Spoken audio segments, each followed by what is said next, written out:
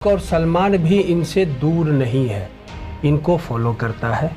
या फिर लगता है कि हम कुछ बन नहीं पाए। आप कहीं भी जा सकते हैं, आप अपना चॉइस एक्सरसाइज कर सकते हैं, लेकिन जो इंटेलिजेंट आदमी है वो चाह के भी साधारण नहीं हो सकता। कोई आदमी किसी छोटी चीज़ को अपने दिमाग में बहुत बड़ा बना लेता है, कोई आदमी बहुत बड़ी चीज़ को अपने दिमाग में छोटा रख के चलता है। जो मेरे साथ हुआ, मिलियंस लोगों के साथ हो रहा है।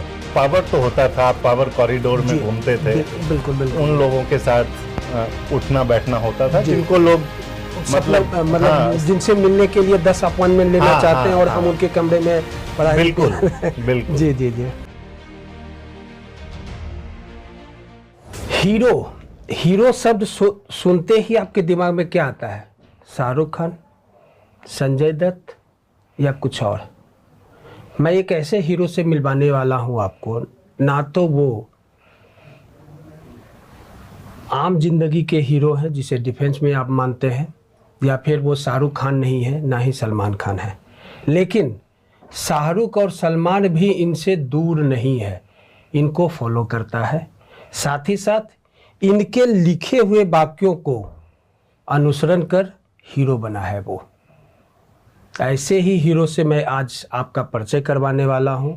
ये एक बहुत अच्छे लेखक है, ये एक जर्नलिस्ट है, और जो भी हैं खुद ही बताएंगे। निर्भय कुमार। Thank you. मैं कहूँगा कि बहुत काइंड थे आप। बड़े बड़े लोग हैं और मैं कोई ऐसा बड़ा आदमी हूँ नहीं, लेकिन एक चीज़ मैं कहूँगा, मैं बहुत ही साधारण आदमी हूँ, लेकिन जो साधारण आदमी होता है वो साधारण है, ये बहुत बड़ी बात है, और इसका लाभ जो है वो समझ नहीं पाता है पूरे जीवन में, और या तो चेज करता है कोई बड़ा हीरो, या फिर लगता है कि हम कुछ बन नहीं पाए। तो जो साधारण आदमी है उसके पास चॉइस है। आप अपने बाएं भी देख रहे हैं, अपने दाएं भी देख रहे हैं, आप कहीं भी जा सकते हैं, आप अपना चॉइस एक्सरसाइज कर सकते हैं, लेकिन जो इंटेलिजेंट आदमी है वो चाह के भी साधारण नहीं हो सकता। उसके पास एक ही चॉइस है, इंटेलिजेंट होना। एक सेकेंड सोचिए, साधारण आदमी और दो शब्द का उच्चारण इन्होंने किया, financial express, ET, Deccan Chronicle, INS और अभी यूएनआई के एडिटर।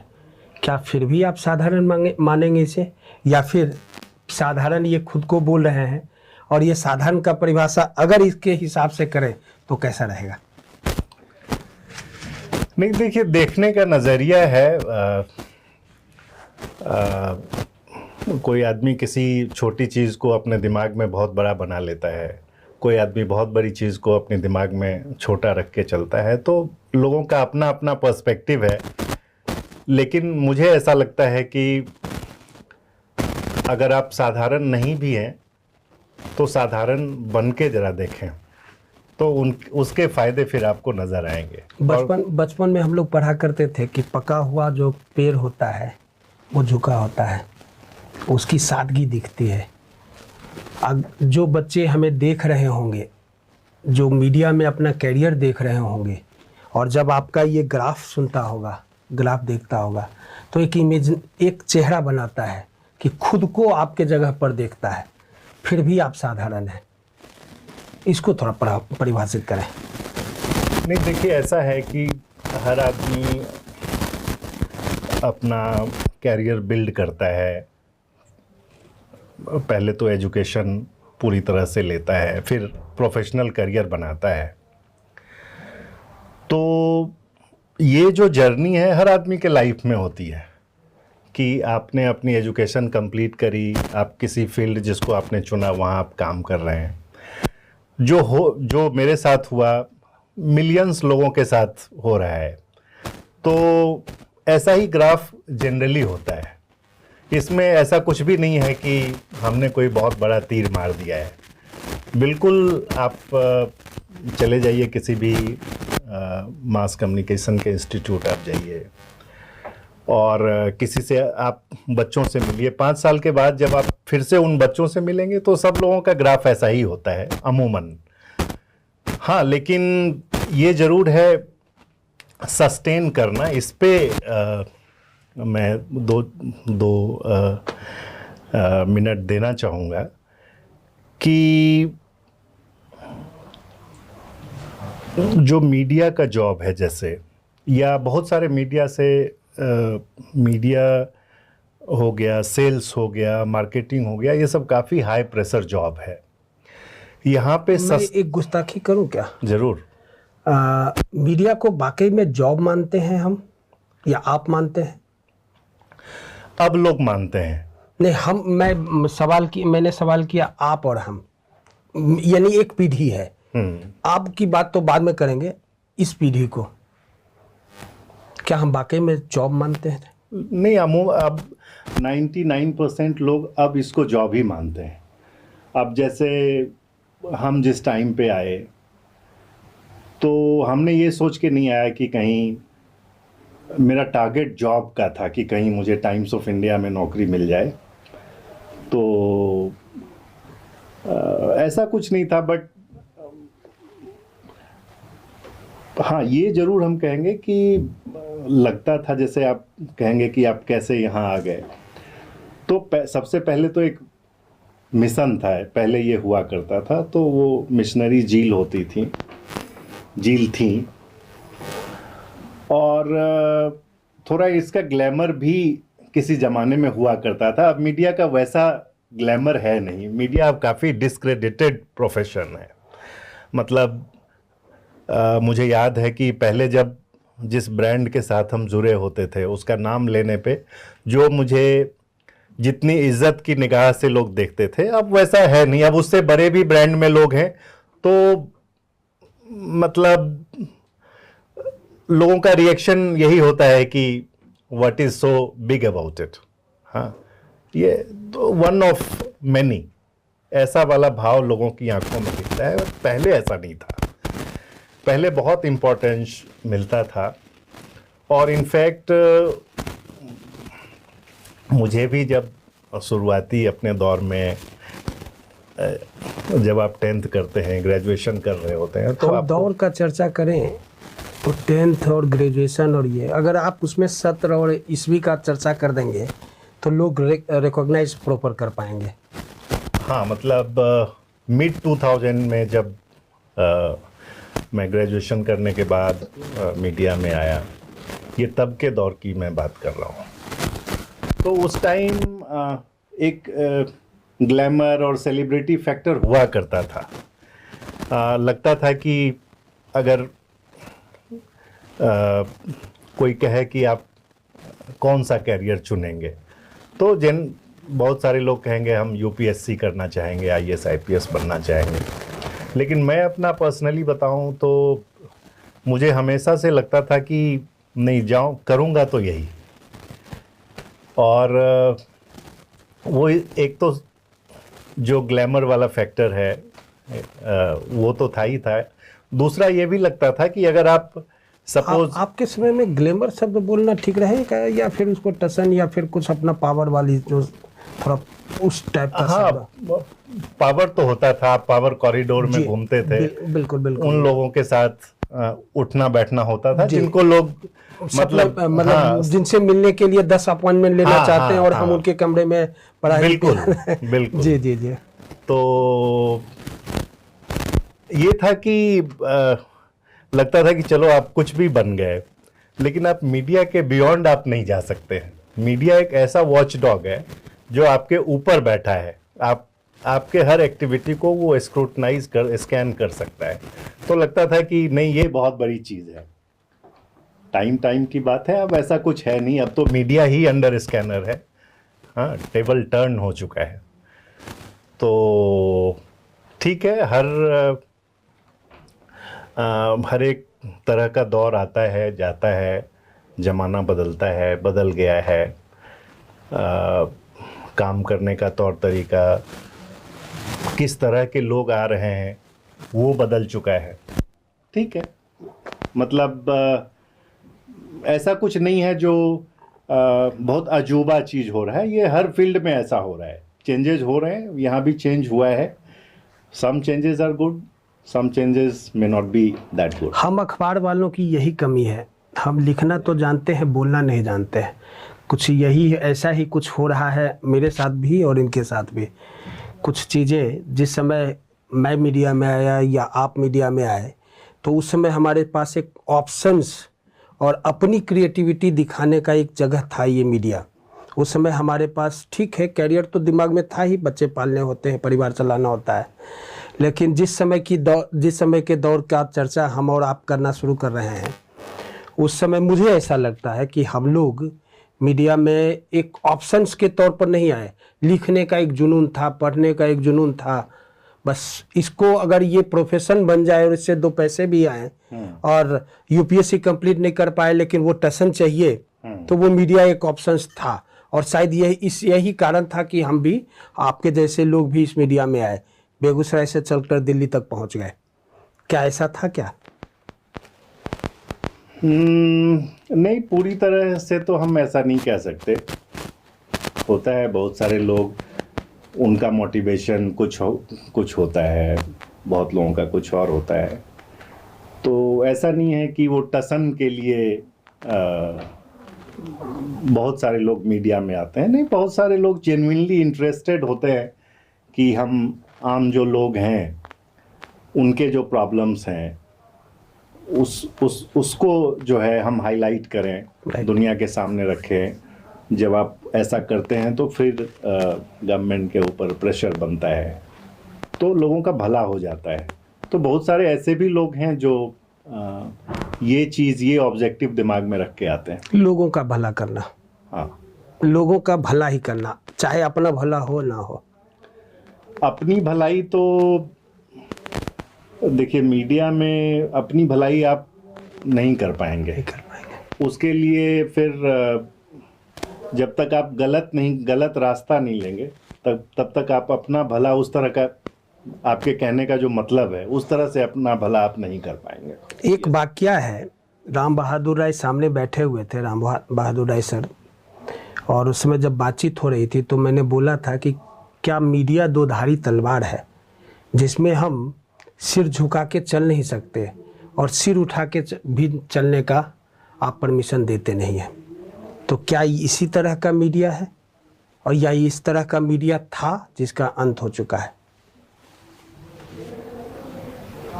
नहीं, देखिए, ऐसा नहीं है कि नहीं, ऐसा ठीक है, बहुत सारे लोग मिलेंगे जो कहेंगे कि लिमिटेशन है। देखिए, मीडिया का मेन काम क्या है? मीडिया का मेन काम है इंफॉर्मेशन गैदर करना, और इंफॉर्मेशन जब आपने गैदर कर लिया तो उसको फैक्ट चेक करना, और उसके बाद उसकी स्टोरी टेलिंग करनी है। यही 3 प्रोसेस होता है। अगर इसमें आप सही हैं, फिर आपको कहीं कोई कॉम्प्रोमाइज़ करने की ज़रूरत नहीं है। अगर आपके फैक्ट सही हैं, आपके इंफॉर्मेशन सही हैं, आपके स्टोरी टेलिंग का तरीका सही है, तो मीडिया का तो ऑब्जेक्टिव ही यही है, स्टोरी टेलिंग करना, फैक्ट्स लाना और सही फैक्ट्स लाना। फिर आपको कौन रोकेगा?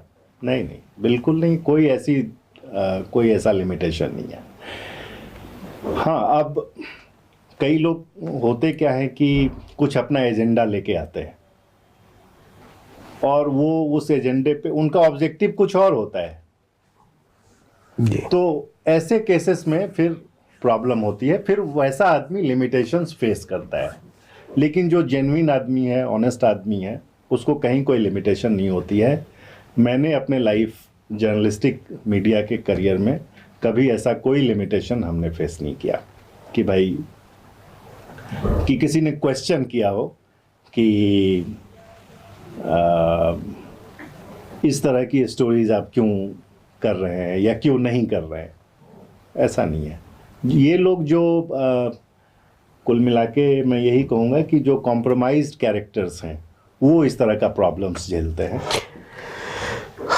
मीडिया के लिए, मीडिया में आने के लिए या मीडिया में अपना कैरियर बनाने के लिए एजुकेशन का कितना महत्व है? एडुकेट होना कितना ज़रूरी है? बहुत ज़रूरी है। देखिए, जब आप सबसे पहली बात तो ये है कि मीडिया में आपका एक्सपोजर बहुत ज़्यादा होता है। आप जिस दिन ज्वाइन किए, हो सकता है कि उसी दिन से आप नॉर्थ ब्लॉक के कॉरिडोर्स में घूम रहे होंगे, या किसी मिनिस्टर के साथ आपकी मीटिंग हो रही होगी, या गवर्नमेंट ऑफ इंडिया के सेक्रेटरी, कुल मिला के हु इज़ हु के साथ आपका हमेशा वास्ता रहता है। तो एक्सपोजर आपका बहुत ज़्यादा है जी। अब एक्सपोजर अब होता क्या है कि आपकी उम्र कितनी है, आप कहाँ तक पढ़ाई करके आए हैं। सपोज कोई बिगनर्स है, 23 साल का लड़का है या लड़की है, वो ग्रेजुएशन करके मीडिया में आया है,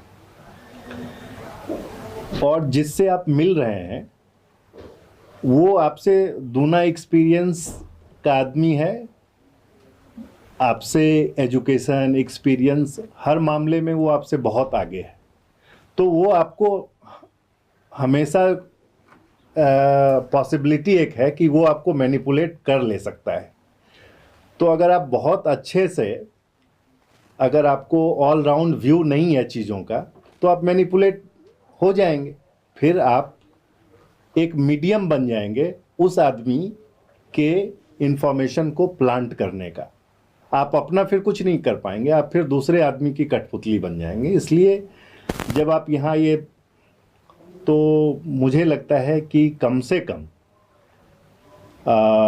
अच्छे से ग्रेजुएशन करके और वेल रेड होना चाहिए, आपको पर्सपेक्टिव्स पता हो, एंगल्स पता हो। अदरवाइज तो आपको स्ट्रेट किसी ने कुछ बता दिया, आप उसको ट्रस्ट करके आप अब जहाँ भी काम कर रहे हैं वहाँ उसको प्रेजेंट कर देंगे, तो उसमें चांसेस हैं कि आप गलत हो सकते हैं।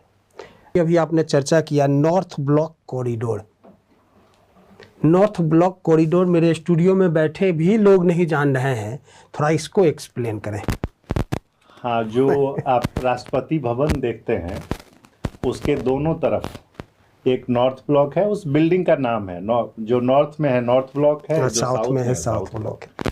साउथ ब्लॉक में प्राइम मिनिस्टर बैठते हैं, एक्सटर्नल अफेयर्स मिनिस्ट्री है वहाँ पे, डिफेंस मिनिस्ट्री है। नॉर्थ ब्लॉक में होम मिनिस्ट्री है, फाइनेंस मिनिस्ट्री है। तो वो सबसे बड़ा जो क्रूशियल गवर्नमेंट ऑफ इंडिया का डिपार्टमेंट है, मिनिस्ट्री है, वो देयर हाउस देयर। तो माना ये जाता है कि अगर आप वहाँ बैठे हुए हैं तो बहुत ज़्यादा पावर एक्सरसाइज कर रहे हैं।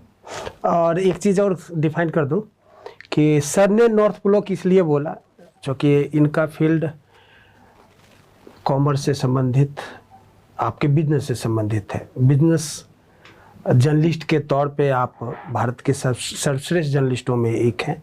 अगर मैं बोलता इसी चीज़ को, शुरुआत करता, तो मैं साउथ ब्लॉक बोलता, क्योंकि वहाँ हमारे संबंधित पॉलिटिकल लोग जिनको डे टू डे के राजनीति में इन्वॉल्व होते हैं, वैसे मंत्री और सांसद वहाँ पर बैठते हैं। इनका बिजनेस से संबंधित था, इसलिए नॉर्थ ब्लॉक का आपने बोला, शायद कुछ इसमें भी होगा। हाँ नहीं, हाँ मैं करेक्शन जरा कर दूं, मिनिस्ट्री ऑफ डिफेंस जो है वो साउथ ब्लॉक में, राइट। हाँ जी।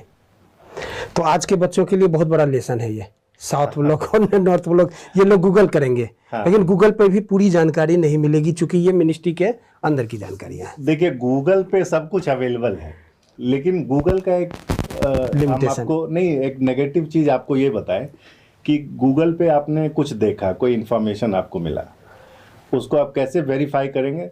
तो गूगल पे ही उसको वेरीफाई करेंगे। अब सोचिए कि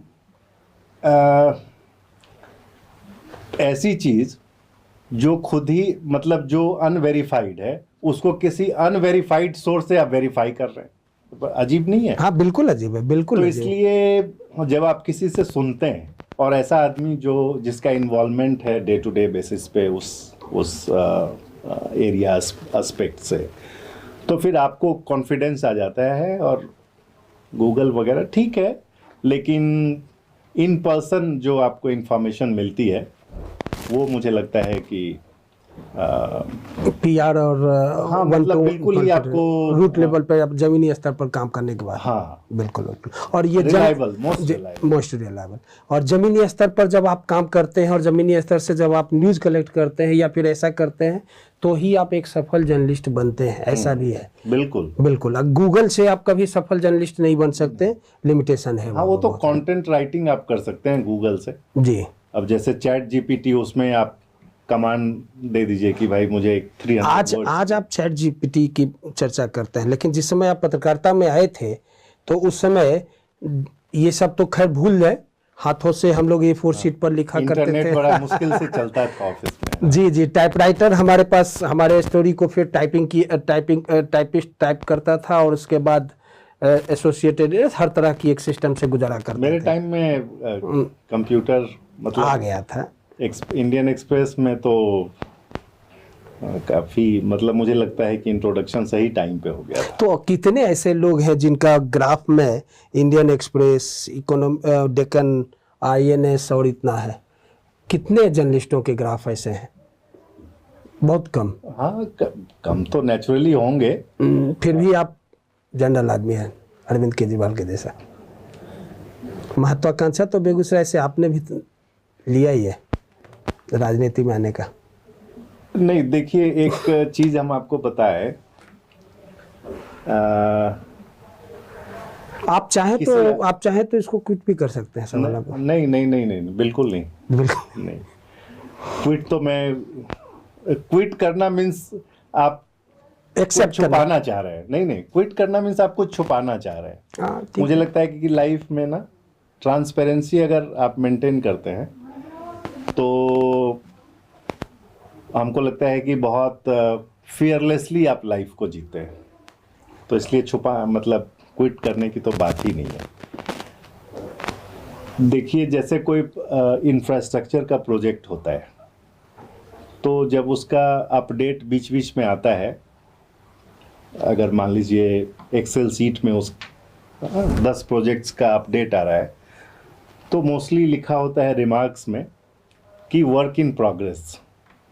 कोई आदमी जो है वो भी एक्चुअली पर्सन इन प्रोग्रेस है। हाँ, और पर्सन इन प्रोग्रेस का ये मतलब नहीं है कि कोई नेता बन गया या कोई कुछ और बन गया। पर्सन इन प्रोग्रेस का मतलब है कि आप लाइफ को हर बीते समय के साथ उसको बेहतर ढंग से समझ रहे हैं। जी बिल्कुल। तो मेरा तो पर्सनली, अब थोड़ा मैं स्पिरिचुअल भी आदमी हूँ, तो मेरा तो कुल मिला के ऑब्जेक्टिव, पर्पस मुझे जीवन का यही ज़्यादा लगता है। और सब चीज़ें तो सतही तौर पे चीज़ें हो रही हैं, वो बहुत इतना ज़्यादा मैटर नहीं करती हैं। इसी तरह की बातें लगातार जारी रहेगी अगले एपिसोड तक, और सर हमारे साथ होंगे। अभी तक सर का परिचय नहीं हुआ है, परिचय भी होगा पार्ट 2 में। तब तक करिए इंतजार।